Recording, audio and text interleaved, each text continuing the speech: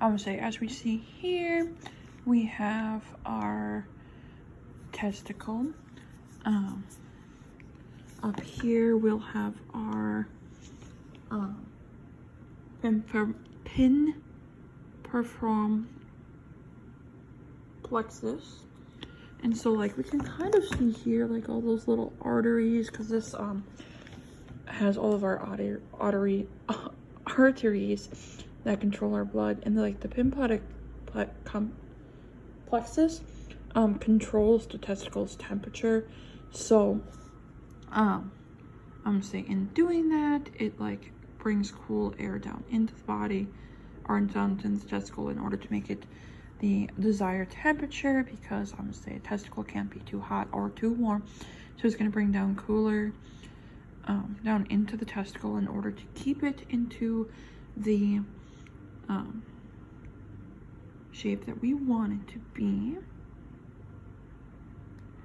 or into the desired temperature that we want it to be.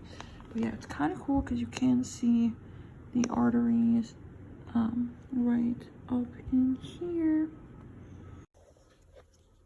Okay, and as you can see here, we have our vas deferens.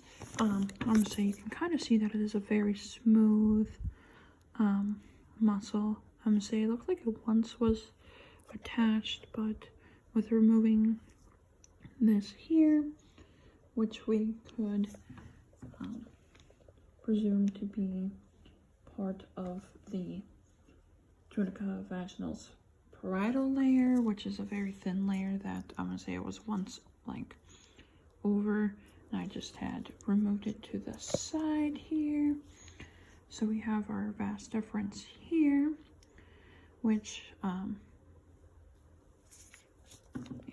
so one more part of our spermatic cord. So we have our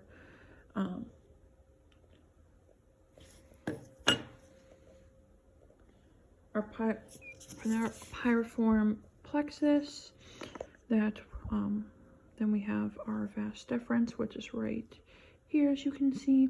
I'm saying this cord would like go up into the body, and if you take off a portion, that would be like what we consider to be a vasectomy, which is like how you make a male infertile without removing the lidiform, which would contain our testosterone. So they would still have their testosterone. It was just be removing this cord here in order to make a male infertile.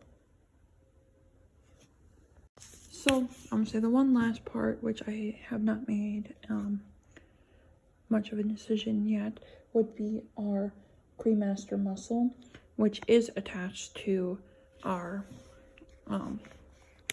like would have been attached to our tunica vaginalis parietal layer, which was so you can just see here. So then we are left with our tunica vaginalis vascular layer, which is right here.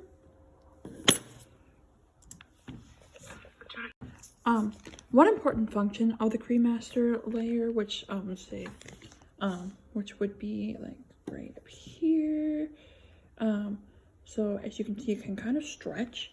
So like this, like contract, like either pulls the testicle up to, if it's cold, in order to keep it like a certain body temperature, or it can even like bring it down. So like the crew muscle layer,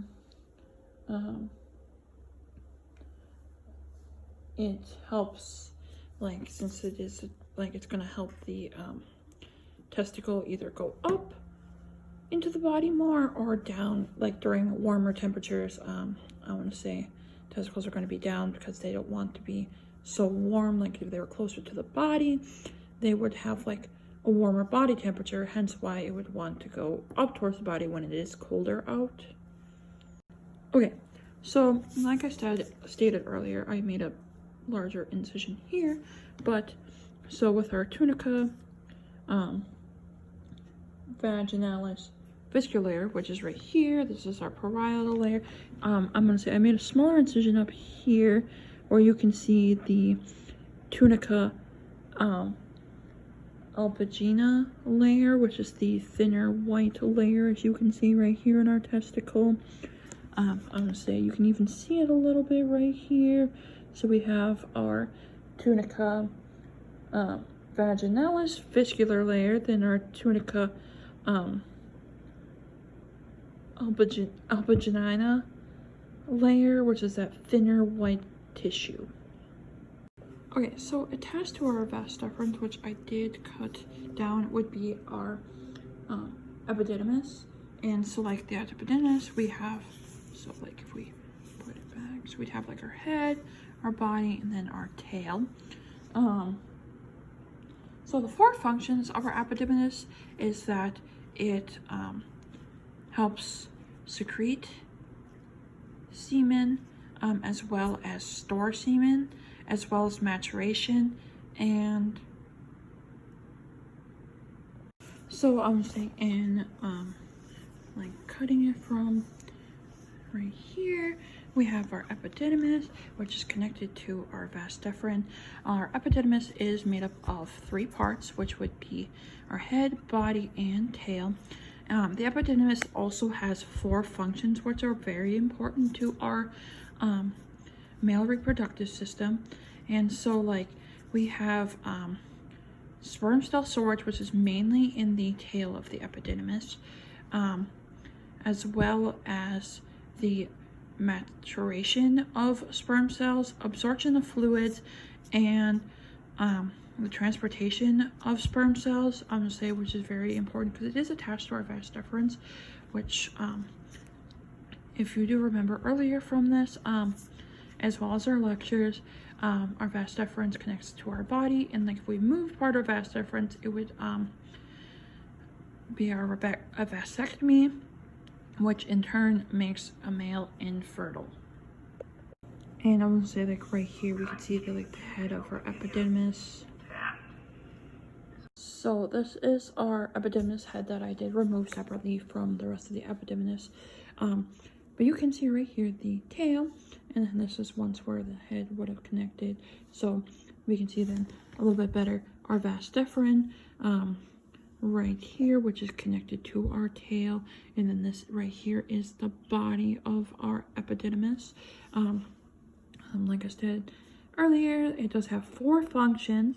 So like right here is where like the primary sperm cell storage is going to be, as well as it has sperm maturation, as well as absorption. It's trying to like absorb fluids away from this in order to keep like sperm cells pretty productive, as well as it transports sperm cells.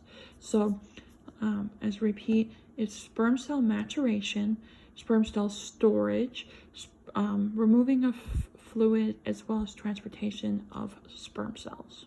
Okay, so I'm saying in doing a cross-sectional, it's a little hard to see, and might be because of where I had cut, but you can see the mediastinal tubules,